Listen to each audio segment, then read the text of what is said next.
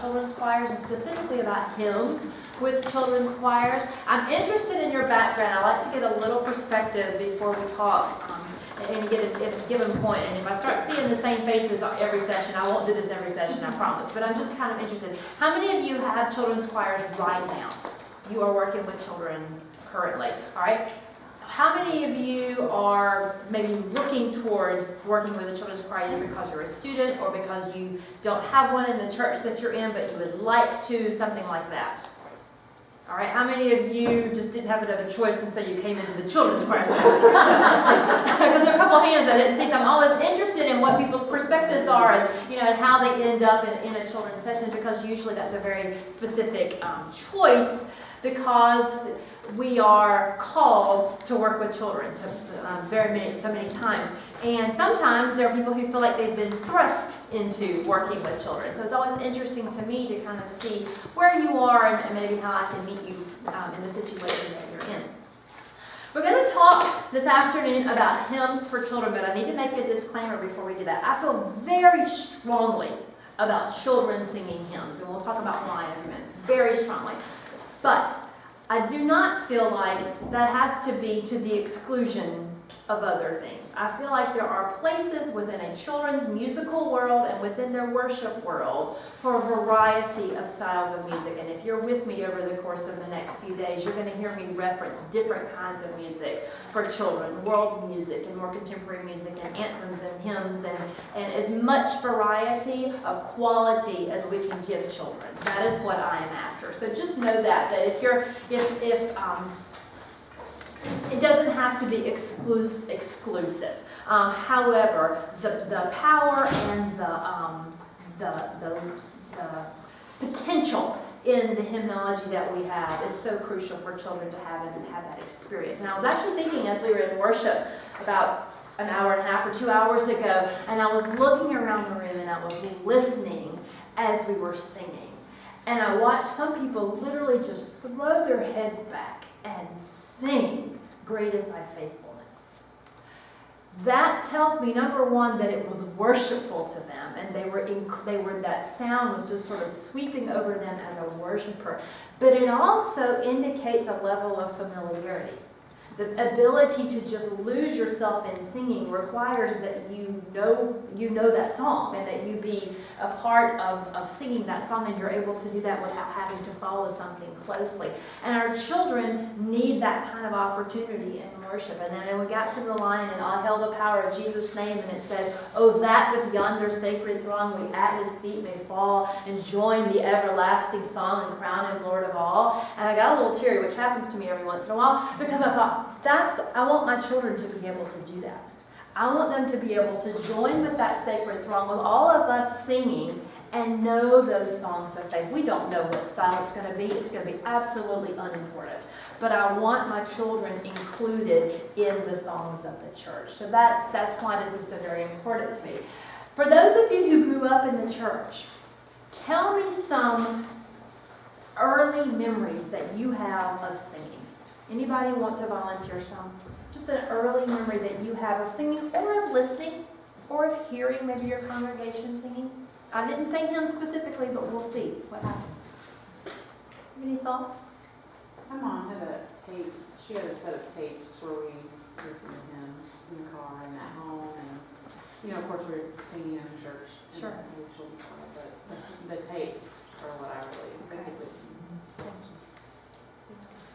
When I was little and started going to big church, I still remember we're marching to Zion. Beautiful, beautiful Zion. The oldie. 6/8 times. Yes, thank you. We'll come back to that exact thing. Lots of 6/8 times, yes. Great. All right. Anything else like that just really stuck in your mind, Jeff? In addition to just singing a lot of hymns when I was very young, I sang Bring It Towards Jeanette Isabel at Christmas time, and didn't realize what a beautiful hymn at the time that it was. Learning to sing harmony with my sisters in the car. What did you There's no use to instrument. learn to sing harmony? What were you singing? My mother would help me sing it. I learned to sing harmony reading that hymn. My mom would sing the melody, and I would, when I started kind of that adventure into the harmony part, but that was where I practiced doing that. I saw somebody else's hand. Had a thought. Yeah. I just was brainstorming some things, knowing I was going to ask you that. And these are the things that I came up. Sitting with Mom in church, listening to her sing, watching her sing everything from memory. That made an impact on me, that she had had those experiences as a child, and she knew 4-verse hymns down cold. That impressed me. Car trips, I was with you. She would toss out a hymn and we would start to sing. Going to a hymn sing. Did you ever do that where, you just get to call out the number? That was the coolest thing to me. We'll come back to that too. And being a little too nervous to call something out, but hoping that somebody else would call what I wanted to sing, right? Hearing the organ or handbells or fill-in-the-blank instrument. Hearing those instruments play hymns instrumentally, but my brain being able to fill in the words. I can remember that as a child. Do you remember when the new Old Baptist hymnal came out and they had those sets of 3 medleys that were intended to be sung one after the other? Anybody remember that? It's been a few years back now. I remember doing that. I remember singing, we would sing 3 songs in the middle of a morning service, and then the one at the beginning and the one at the end, and then we'd sing 4 more at night. So by the end of a Sunday, I had sung 6 to 8 hymns every single week. And we're not doing that quite the same way, perhaps. So we have to be really intentional about our children coming across these hymns. So, why? Actually, before I say why sing hymns, let me give you a couple of phrases and let you tell me why.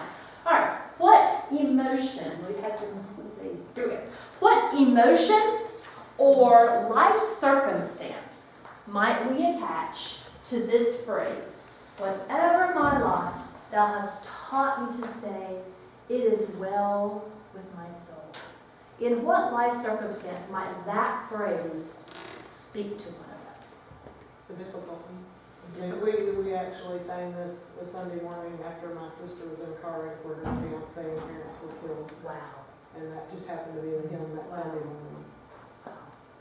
Yeah. So a time of grief, a time of mourning, a time of loss, perhaps. Right? What about, my Lord is near me all the time? In the lightning flash across the sky, his mighty power I see. And I know if he can reign on high, his light can shine on me. My Lord is near me. When I'm lonely. Say again. Assurance. Assurance. Lonely times. Lonely. Yeah, lonely times. This is the one I say to my children when they're afraid of the lightning. I've seen it in the lightning, heard it in the thunder, felt it in the rain. My Lord is near me all the time. Right? What about, thou changest not, thy compassions they fail not, as thou hast been, thou forever wilt be. When might that speak to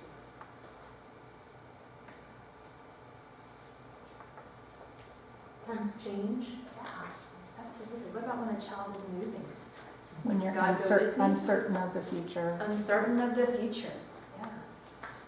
When a job changes. Job changes, job loss, right? Are you noticing that these are not age-defined answers? These are answers that apply to us as much as they do to our children. Incline thine ear to us and grant us thy peace. What emotion does that draw up? Time of turmoil, we need peace. Yeah, when you need that peace. Think about the inclined thine ear. I love that picture there. Can't you see God doing this? You know? The thought that God is listening to our prayers, the fact that God is there, that He is present and He's hearing what we're asking for, that brings that peace, right? All right? Search me, O God, and know my heart today. When might we use that? Confession. Yeah, exactly. Good. Praise to the Lord. Oh, let all that is in me adore Him. Life circumstance, situation, for that might be the first thing that comes to your mind. And celebrating something. You're celebrating. Gratitude. Gratitude, yes. Overwhelming gratitude. What else? In creation.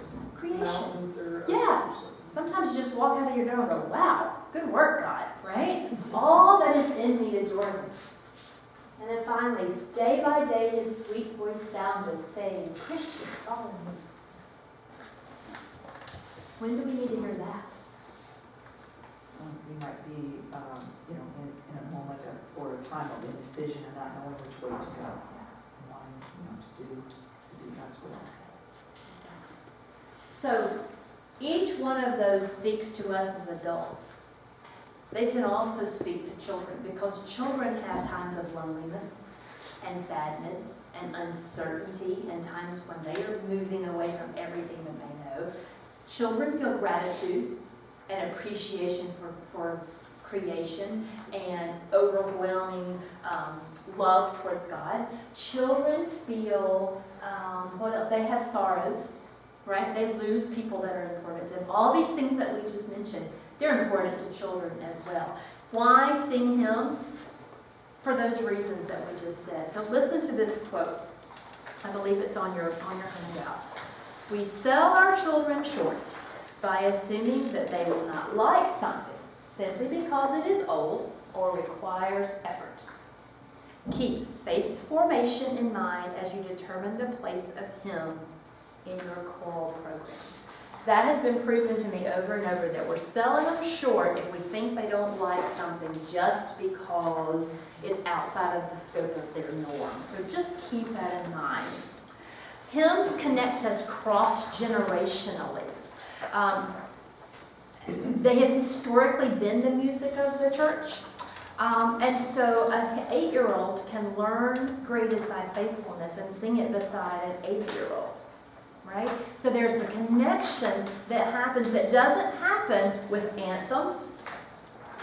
It doesn't happen with anthems because everybody didn't sing in a choir necessarily, right? Or maybe that anthem was written after this 80-year-old was in choir, or whatever it might be. So some of those things that don't happen with anthems and some other styles of music that do happen with some of the more traditional, well-established hymns of the church. They also can connect us cross-denominationally.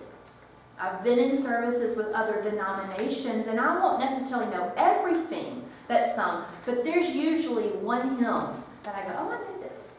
And so you begin to have those connections, and we're making connections with people, and Brooks and I were talking before you came in about, the unrest that's happening right now. The more connections that we can help people make within the body of Christ, the stronger that body's going to be, and the stronger face we can present to the world.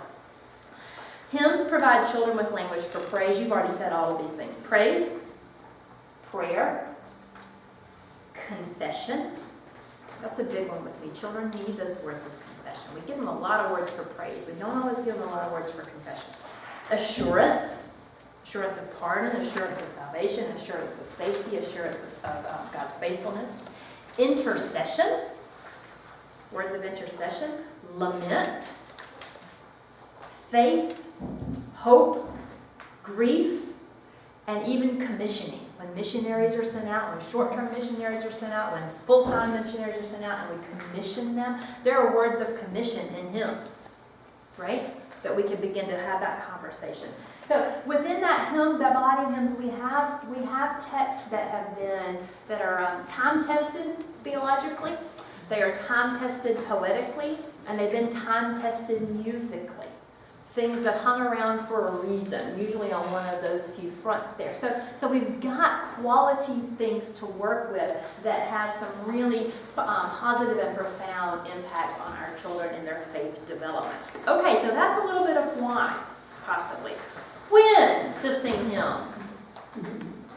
When not to sing hymns might have been a shorter list. I'm glad you started with the car, because that's right here, isn't it? Let's look. Daily, weekly, monthly, on special events or special occasions, as you clean the house, at bedtime, in the morning, at breakfast, at noontime, in prayer, in sad times, in seasons of joy, when you can't sleep, in the car, when you're grieving, when a loved one is dying, when a new baby is born. There's a hymn.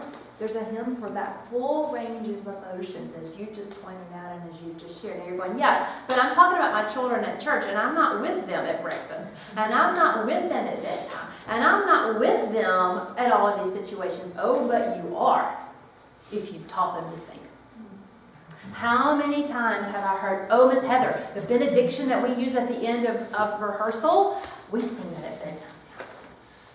Or the song that we learned for Thanksgiving, that's now our blessing. So if you've taught these hymns, then you are there with them when they are afraid, or when they are there by themselves, or when they have a loss. And it may be that that doesn't happen for 25 years. Right? But another quote that I love, and I'm jumping ahead of myself, is, children may have to grow into those texts, but they will never outgrow those texts. I wish those were my words. Those are Helen Kemp's words. Never, you may have to grow in, but you never will outgrow. And I think that's really pretty profound. A couple of examples of when to sing hymns. I have a wonderful friend from Haiti. And we had a music conference one time, and she was sweeping the porch. And Ellen was just sweeping and humming. And she was humming hymns, and she just sings all the time because that music just flows through her. So when to sing hymns? When you're sweeping, when you're cleaning, when you're doing the drudgery work. I watched my 3-year-old son push his cars and sing Holy, Holy, Holy. And then he pushes them back this way and he sings the doxology. He's just singing, and it's just what's in his brain, and so he's just rolling his cars. And I think about my friend Jim, who just lost his wife of 52 years. And when he came back to church and he was ready to play the trumpet again, he chose to play Be Still My Soul. Be still my soul, the Lord is on thy side. Bear patiently the cross of grief or pain. Leave to thy God to order and provide. In every change, he faithful will remain. And I just wept. You know, because he was experiencing that text in such a different way. He'd sung it before. He knew it, but now he knew it. Right? So you don't outgrow it. You grow into those texts. So when and why and where? Where? At home, in the car, on the school bus, on long trips, at festivals, in the hospital, at the ballpark, at the dinner table, at the breakfast table, at the beach, in the mountains, in bed, at funerals, at baptisms, at the office, on the sidewalk, and in corporate worship. So many times we couch hymn singing as something that we do at church. We only do that when we're together, right? That's what we do at church. Well, no, not necessarily. If we change the way we present these things, that we change the way that we talk about hymn singing, it's not something that has to be set apart. It's something that can infiltrate and really make that faith formation take place and reinvigorate, perhaps, and underscore what is happening from a discipleship perspective. So now, how to sing hymns? How are we going to do that? So now is when you get to move around just a little bit. Just a little bit, up and down just a little bit. Let me give you a few ideas of ways that I use hymns with a variety of ages. And in general, I'm talking between kindergarten and 5th grade for these. And some of them work better with young children, and some of them work a little bit better with older. But that's the span with which I'm working and thinking about this particular topic. All right, so how to sing hymns. You can sing them with choreography. Stand up for a minute. Do not panic. I will not ask you to do this in public. That's what I always tell my children. Do not panic. For my youngest children, I just want them to hear. I want them to begin to experience hymnology and hymns orally. I want them to hear this. So what I will do is say, you do what I do. And we begin to dance. And I'm singing. They're not singing, but I'm singing. So we'll do, Hosanna, loud Hosanna. You use your bodies just like me. The little children sing. From pillared courts and temples, the lovely anthem rang. To Jesus who had blessed them, close folded to his breast, the children sing their praises, the simplest and the best. There's nothing inspired about these movements. I made them up. All right? There is nothing theological, but it's sure to keep you focused, didn't it? You were watching to see what I did next, and I've done the same sort of things with, now thank we on our God with hearts and hands and voices, who wondrous things has done, in whom this world rejoices, who from our mother's arms has blessed us on our way with countless gifts of love.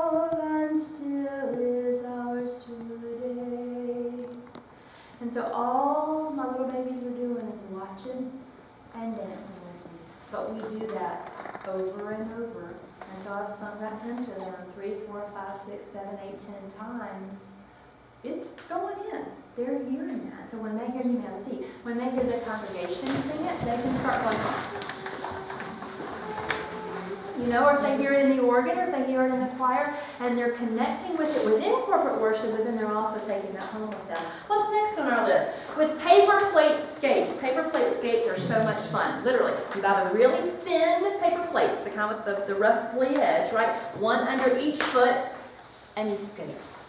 Whatever, if you have that CD that your mom has, whatever CD you have of hymns, and you just skate around the room and listen to hymns, and it's lots and lots of fun. With streamers, take out your pink streamer.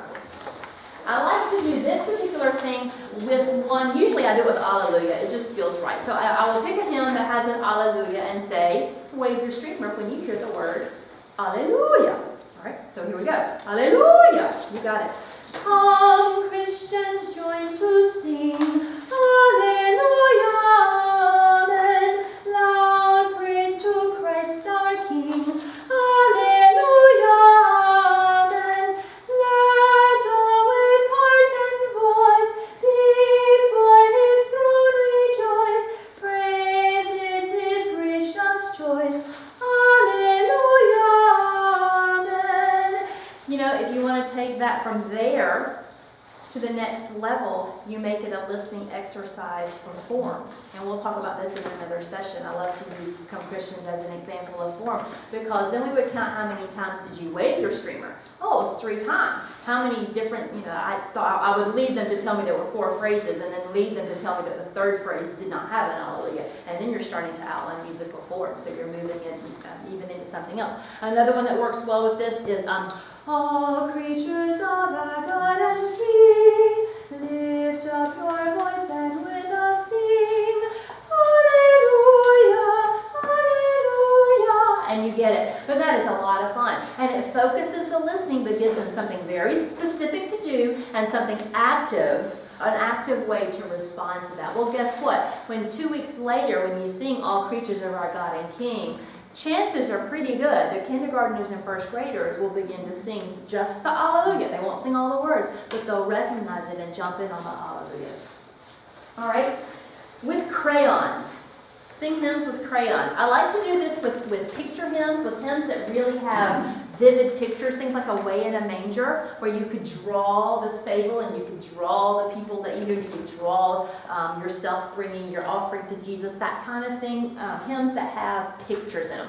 For the Beauty of the Earth will be a good one for that, or All Things Bright and Beautiful, something like that, where you can really, there's something very specific, they're tangible things that are being listed off in the hymn. It's a great one for coloring. And actually, let me make a connection on this page from there over to the drawing the mural, because they're very similar. I would do the same sort of thing, and I would just put craft paper up on the wall and give them a spot and give them a section of the song and let them illustrate a portion of All Creatures of Our God and King. Lift up thy voice and let us sing. And then when the flowing water comes in and whatever it might be, and they draw that. That's a fun thing to do, and then put it in the hall outside your choir room. You also could do a mural with individual pictures and give each person a piece of paper and let them draw one, and then you make it into a mural if that's easier to manage, something like that. So drawing the pictures that kind of accompany the hymn, that's a fun thing to do.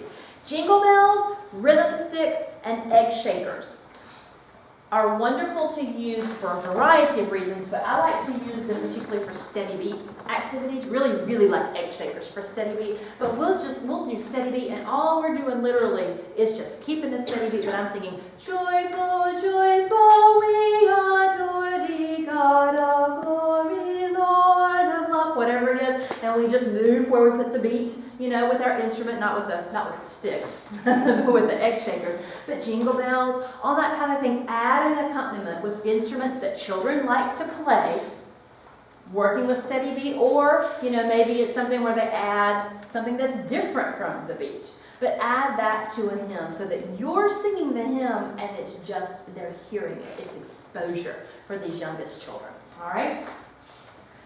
With drums. Now, take a look in your handout. You'll find a resource list. It should be the next to last list. The very first resource, and I believe Brian was here last year, so some of you may have gotten to talk with Brian Payne.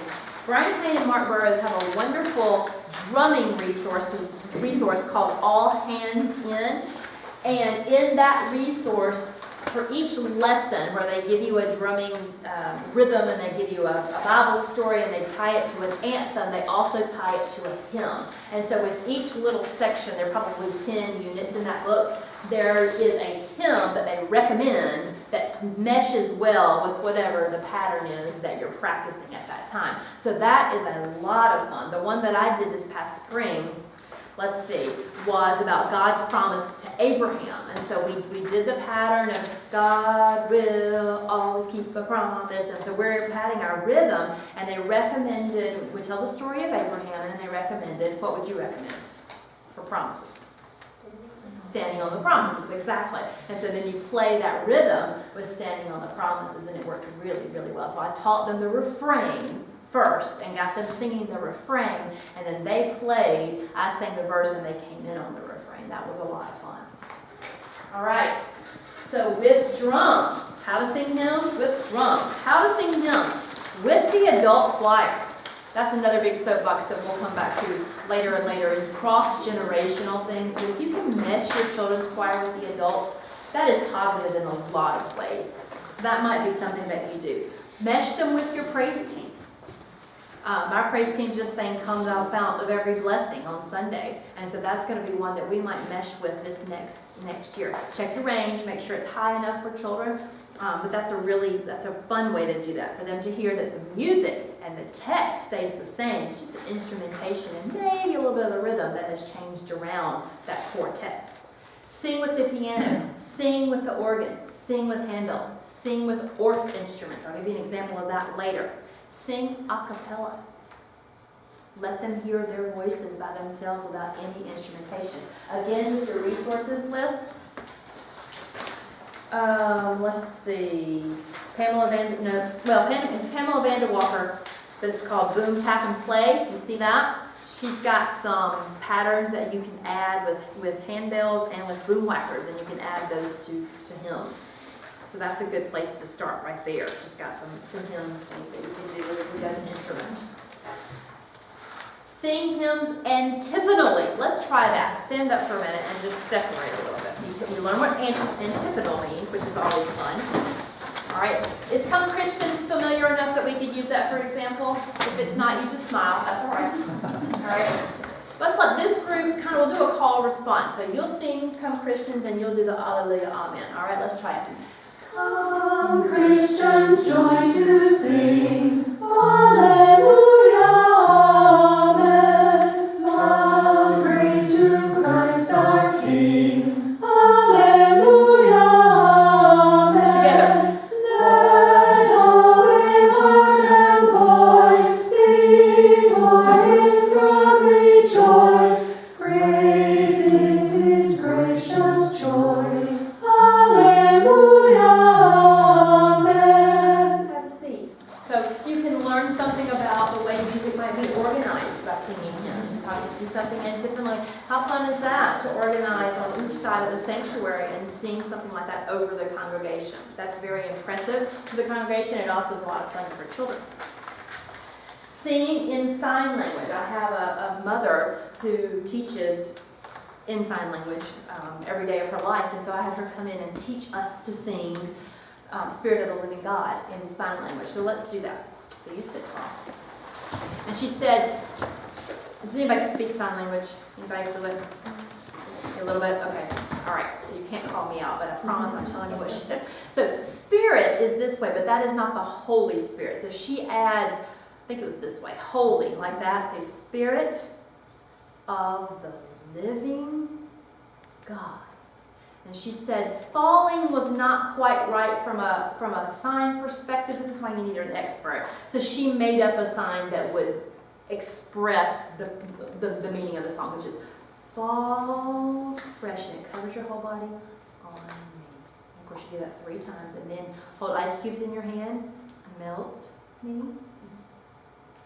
mold me. Take a cup and fill it to the top, fill me. And then use, offer your hand to use it. All right, so let's try that.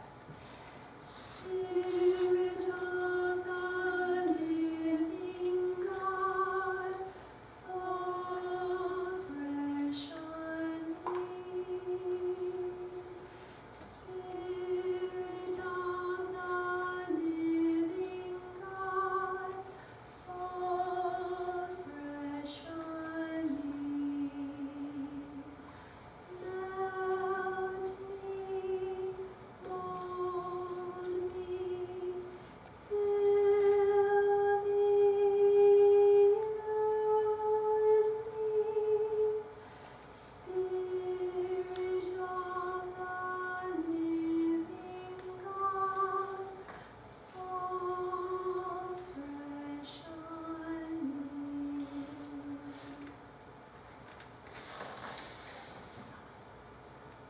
As they absorbed, they just felt that song in a different way. And watching them sing with their hands was so powerful. And so the first time we sang the song, and then we'd already invited the congregation to join us on the second time through the song. So the children sang standing tall, and when the congregation started to sing, they sang in sign language, and it was gorgeous. So you feel that in a little bit different way than you usually do. Right. Sing hymns in solfege, or use solfege to teach hymns. If you're a solfege person, if you're not, you may have heard this pass you by before and you thought, what is that they're talking about? And you hear it in Sound of Music. That's an easy reference point. But do re mi fa sol la si do, right? So an easy one is do do mi mi sol sol. What hymn is that? Very good. It took us 2 weeks to go, gosh, I know that, Miss Heather, I know that. Sing it again, sing it again, sing it again. And I would do do mi mi so so, and they're trying to come into their conscious mind. But that was a fun way to get that pattern in there. And I'll tell you, the reverse of that pattern is so mi do. That was a little harder. Did you get that one?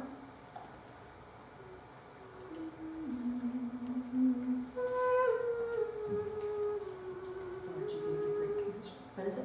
I think that is the same tune. You're right. I don't know that text as well, but God is here exactly as we are people. So you could do do do mi mi so so, and then you could do so mi do, and you do the same pattern in reverse. And another one, I was sitting in church one day. I really was concentrating, I promise. And we sang Like a River Glorious, and I went, oh, no, it's like a do do re re mi so fa fa re re mi. I'm like, oh, put that on the list. We're doing that one next year. So anything that's kind of within our scope of what we can solfege, that's a fun way to do that. And I really did introduce Holy, Holy, Holy that way. I gave it to them in solfege, but didn't tell them what the hymn was, and let them just sort of mull over and sing it. And so that's kind of fun too, because it makes connections to other things that they're learning in choir.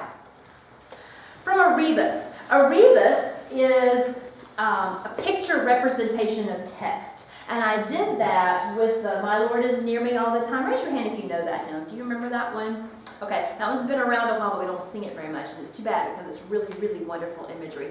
In the lightning flash across the sky, his mighty power I see. And then the next verse is, when the thunder shakes the mighty hills and trembles every tree. And the third one is, when refreshing showers cool the earth and sweep across the sea. And they all come to, I know that God is with me because I can see him in these acts of nature. And then it's, I've seen him in the lightning, heard him in the thunder, felt it in the rain. My Lord is near me all the time. And so I did pictures of the lightning storm and the thunder and the rain and that sort of thing. And then sort of, I think probably there was a hug in there somewhere for My Lord is near me all the time. But singing from pictures, singing from a rebus is a nice way to introduce texts that are really wordy. Because sometimes that's a tricky thing when you've got a through composed hymn and there are just lots and lots of words. Anything we can make visual, that helps a lot. So pictures like that will make a difference. I'll give some examples of that in another session, actually. I have a small rebus with me. You could do the same kind of thing if you had PowerPoint, if you have a smartboard, or you have any kind of crazy technology that I don't know how to use. You could do the same kind of thing with photos or PowerPoint. You could show pictures of these things that we're talking about that happen to be in that hymn. All right? We talked about the mural. Okay, some of these things are just when you sing hymns in church, do them a little bit differently from a physical perspective. So we talked about the antiphonal division.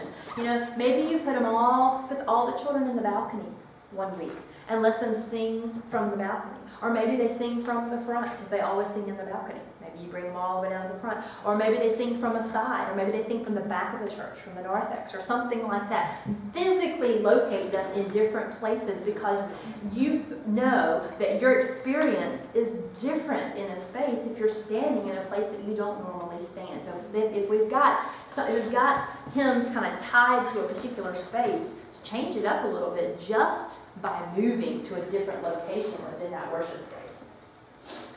Sing only the refrain.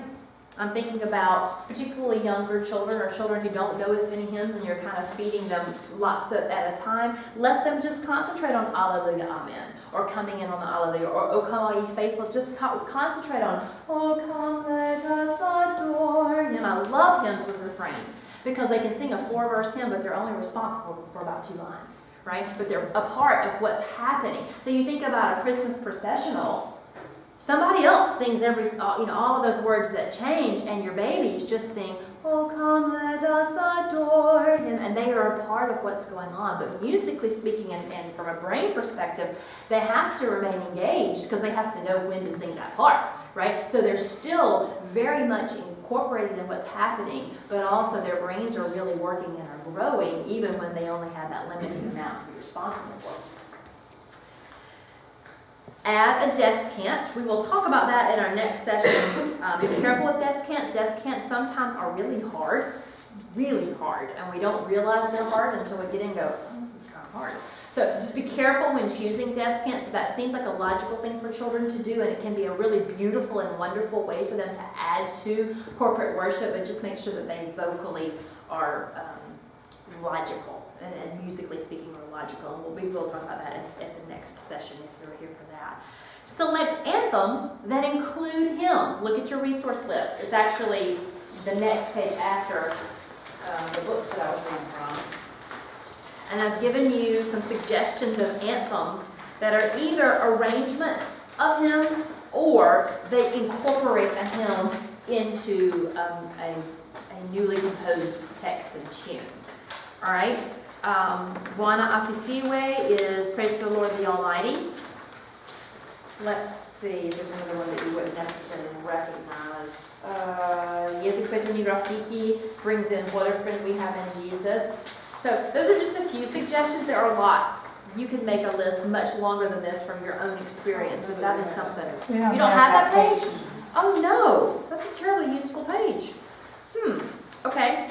Well, I'm glad for you to look at it, but I also would be glad to email it to you if that would be useful to you. Okay, so you can just let me know email addresses and I'll be glad to send you just that one page. But you do have the resources page? It's on there? Okay, all right. Okay, sing from the hymnal. Hold the hymnal in your hands, open it up, find the number, get to the right spot, talk about who wrote the music, who wrote the text, how do you figure that out, talk about the hymn tune and the fact that it's written in capital letters, all of those things. Children are interested in that. They really, really are. They're interested in knowing what it is that they're singing. And then take some time and memorize one verse of a hymn and don't hold the hymnal and just sing it. So sing with the music in front of you, sing from memory. All of these different ways that you might incorporate hymn singing into what you're doing. Okay, activities to do with hymns. Do you have this list? Okay, good. Let me just highlight a few of these. Give you some examples and some ideas. Write a new text to an existing tune. That is very fun. We did this with Asmon. Do you know what Asmon is? Can you think of a text that you know that goes with Aslan? It kind of sounds like a cartoon character. Of 4,000 tongues, exactly. So we learned.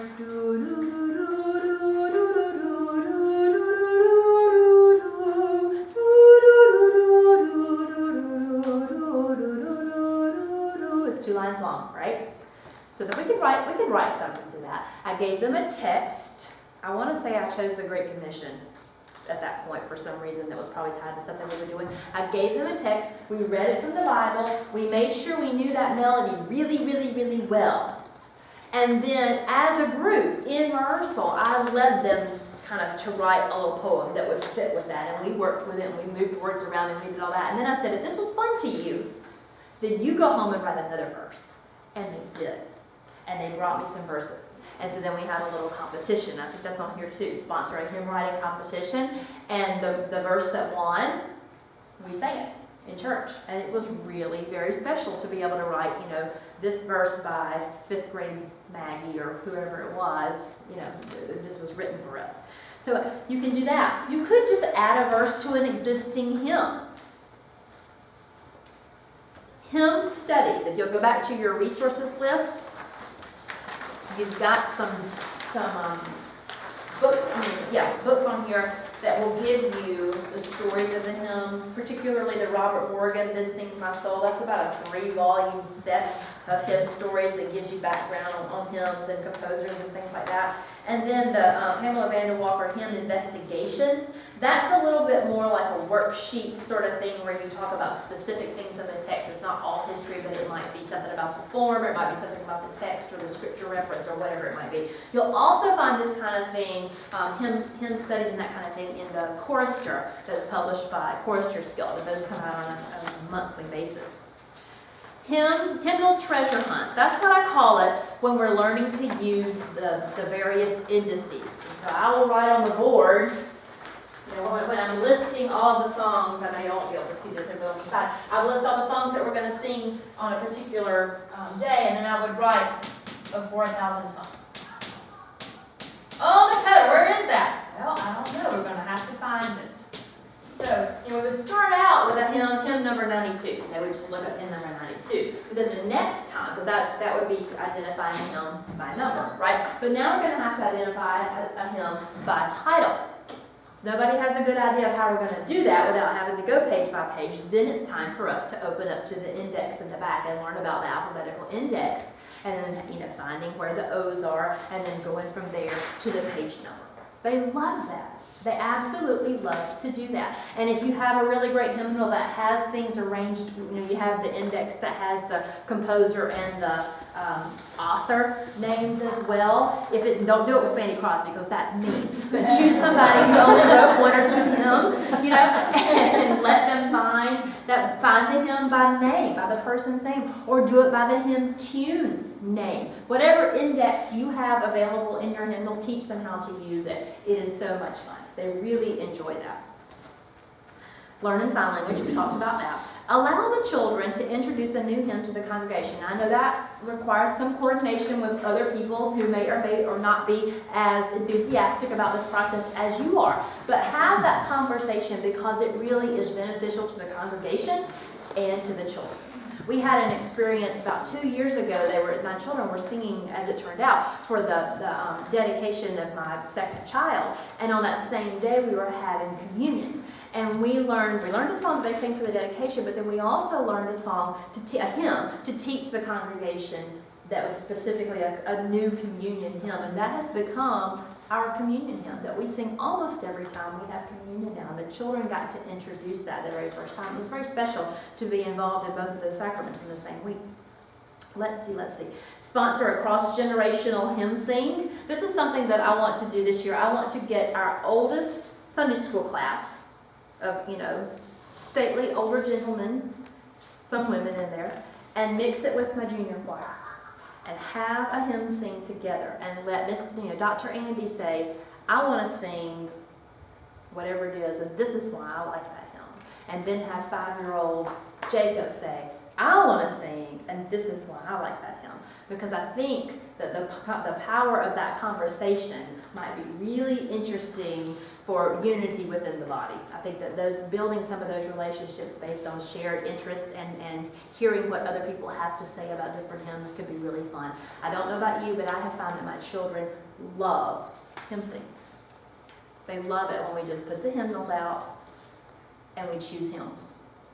And that is really a special time for them. I don't do it very often, but they really, really enjoyed it. If you haven't tried that, I suggest that you try it because it's a lot of fun.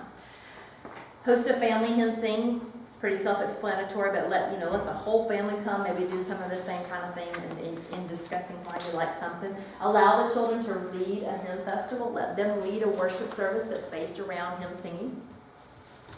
Make a CD of hymns for new families as a baptism or dedication gift that you could give out, perhaps as families come into the church, or as a baby is dedicated, or as a new person is baptized, however it might work the best in your church. But get hymns into the hands of your families for this reason. Just what Kristen was telling us earlier, when you listen to those hymns in the car and then you show up at church, it's a whole lot easier to sing along. It's a whole lot easier to be a part of what's going on when you've heard those a few times. Because like I said, I don't know about your churches. Maybe you are singing as many hymns as I did growing up, but I really did sing 6 to 8 hymns every single Sunday. We moved through them a little bit faster than the children in my church are now. So they're just not hearing them as often. So the more we can do outside of that corporate worship, the more they're going to know. Adopt a hymn of the year and learn everything you can about that hymn. Develop a hymn memorization program. There's a church in North Carolina that has a phenomenal hymn memorization program, and I haven't done it yet because I want to change some things. I have to come back in a couple years and tell you how this goes. I hadn't figured it out yet. I love what they're doing, but I want to do some things a little bit differently, so I hadn't tried it, but I think that the idea is phenomenal. And they have a list of, let's say, 10 hymns over a 3-year period, and they have prizes for the children who can memorize the first verse of those 10 hymns, and then the next year they go on to the next 10, and the next year. And she said they have families that do this together because they have parents that don't know them. And so the families will work together and learn those hymns. And this is something that I do that has become very special, presenting a hymnal to my graduating singers. So when you leave junior choir in 5th grade, actually, when you come into junior choir, you get a hymnal, and I will very readily admit that I got this idea from my dear friend Rebecca Thompson. It is not mine. I wish it was.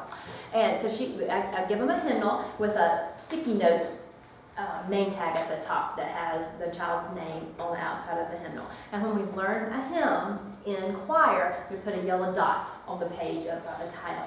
And so that when they leave junior choir in 5th grade, then I take off that sticky note, that temporary name, and I put a book plate on the inside. You know, say to the glory of God for your service in junior choir, presented on, that kind of thing. And so then they have that hymnal with their name in it. I received one of those when I finished Young Musicians Choir in the 6th grade, and that hymnal moved with me to college and to grad school and back across the country, and however many times. It was really special. That was what I played from at the piano when I was at home. So, having that hymnal in the homes makes a difference too for families and for children and how they interact. Okay. Questions, comments? How you doing? You all right? Yes. Comment. One of the things that has been done at our church before about hymn memorization is once a month for the school year. So it's really 6. So Okay. we don't give them one to memorize in August. Sure. So September, October, November, January, pretty much. That's great. That's pretty much it. If they can sing their first verse, we've got a little teacher that's helping kind of keep track of, their memory and all of that. Then they will get their hymnal at their first year that they accomplish that. Okay. Starting with 1st grade. And then a subsequent sticker each year that goes inside kind of a booklet that says they learned it each subsequent year. That's wonderful. So kind of added to it. That's So that's another variation that is. But that's a great idea. Other ideas, comments like that, things that you have done along these lines that have worked out. We do that too, and they have learned, they start in 1st grade and go through 6, and it's 8 different hymns each year, so by the time they have finished 6th grade, that's 48 hymns they've learned. And we, in the past, have given them the companions, to the hymnals, so that they have those stories behind those hymns as well. That's a neat idea. That's a good pairing of gifts there, a little prize there. That's super. Anything else you want to share that has worked well for you? All right, well, let's look at a couple of other things. This says ideas for inspired hymn singing. I don't like the inspired part, but it might help. Don't accept all text and tune pairings at face value. There are some pairings that are just a must. They just have to be together because that's just the way God intended it. That's the way we feel like sometimes, right? But there really are some that really, really just work and they belong together and don't mess with it. But there are others. Have you ever had this experience when you go, I like this text, but the tune just that way. It's rarely for me the other way. It's rarely the text I don't like and the tune I do, but sometimes it is. So mix them. Find a new tune and put it with that text that you want your children to know. And you know what I've also found is that when we sing a familiar text with a new tune, we hear it with new ears. We listen to it a different way. I'll give you an example. I learned this one from my friend Michael Hong. And it's, well, you tell me what it is. I learned what the tune is and what the text is. Jesus calls a sword to tumult of our lives while restless seas. Day by day his sweet voice sounded, saying, Christian, follow me. Where's the text come from? Wayfaring stranger. You're ahead of me. Where's the text come from? Jesus called us over the tumult, right? Okay, what's the tune? Wayfaring stranger, right? I can almost not sing it to Galilee anymore. Jesus calls us o'er the tumult of our lives, while restless sea.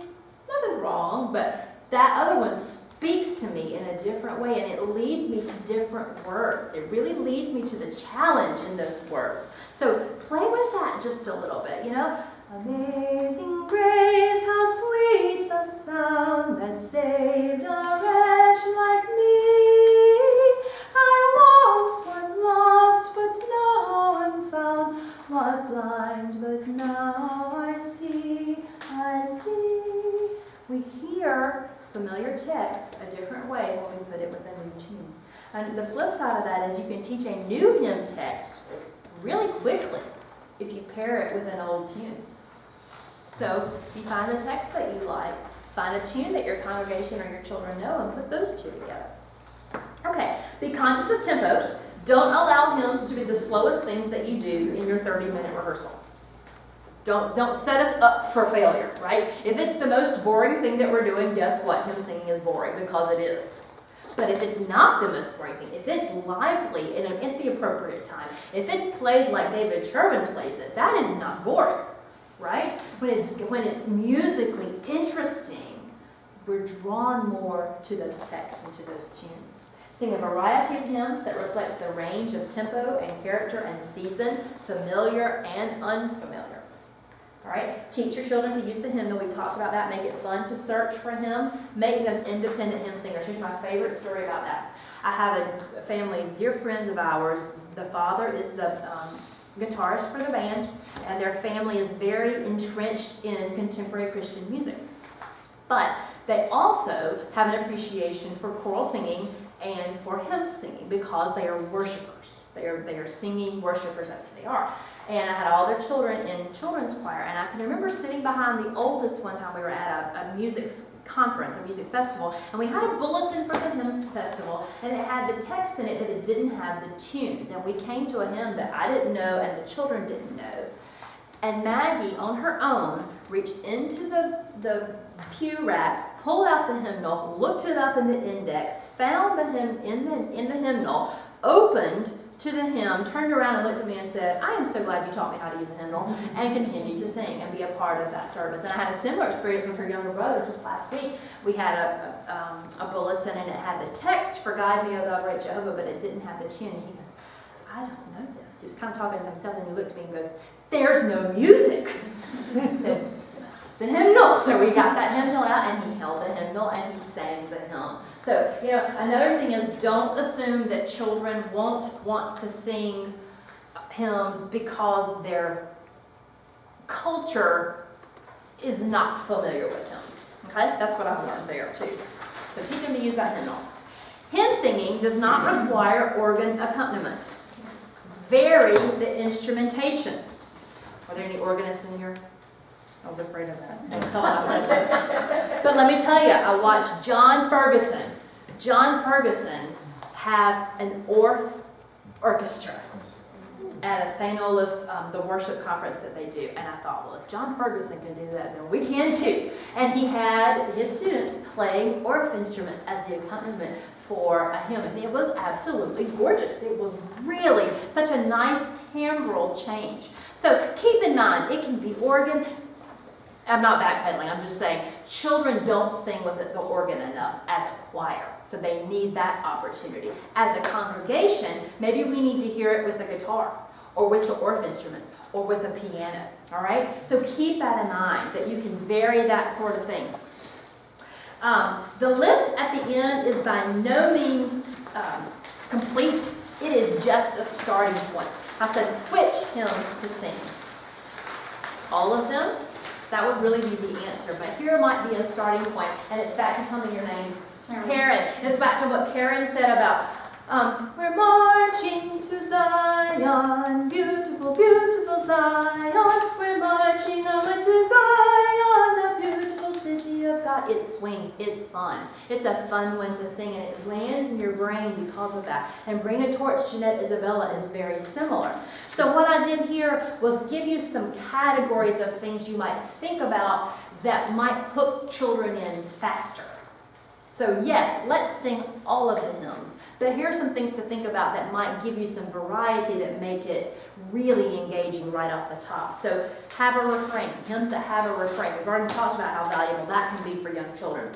Hymns that contain vivid imagery. Earth and all stars, the rushing planets, sing to the Lord a new song. There are lots of imageries in there, and it's from Psalm 98:1, I think, is about what that's based on. Children of the Heavenly Father, safely in His bosom gathered. That's a picture, isn't it? And Away in a Manger, we talked about that. Sing hymns that are familiar to your congregation. Things that they just need to know because your worshiping congregation is going to sing this frequently. There's also a place for hymns that are not familiar to your congregation. Sing hymns that contain action words and refer to concrete items. I gave you Now Thank We All Our God earlier, and Hosanna, Loud Hosanna. Go, my children, with my blessing, never alone. That's one that I use as our benediction at the end of rehearsal that has turned into the prayer at bedtime that I was telling you about. Sing hymns that are rhythmic. Praise Him, Jesus our blessed Redeemer. I remember singing that as a child because it was such a tongue twister and I thought it was fabulous. Sing hymns that are drawn from world music. That is a larger thing to unpack, and we'll talk about that some later in a couple of days, but we have some wonderful resources now that we didn't have when I was growing up. We know more about world music than we did about hymns from around the world, so use that to your advantage as well, because that's fun. Sing things that have catchy tunes, and then move on to things that have longer lyrical lines where you want to hear a full thought. The church's one foundation is Jesus Christ our Lord. That's at a slower tempo, that's a longer phrase. So move towards those lyrical lines, or Holy God, we praise thy name. Speak, O Lord. Those are long phrases in Speak, O Lord. And then sing hymns that will generate conversation. I like to sing things that are going to cause some discussion. So, when the morning stars together, the Creator's praises sing. And we talk about all of creation waking up and praising God. It is well with my soul. Talk about what you had to say earlier this afternoon. You know, why would we sing this hymn? When might it be appropriate? Because remember, they may not have experienced it yet, but they're going to. They're going to experience that loss at some point in their life, right? Having those words already tucked away is just sort of insurance of faith against that overwhelming sorrow. Come ye disconsolate that we sang this morning. I love that, and I love it paired with, and I thought this was my own original idea, apparently it wasn't, paired with that chorus that we sang. You know, earth has no sorrow that heaven cannot heal. That's one of those that's lodged in my brain that comes back a lot.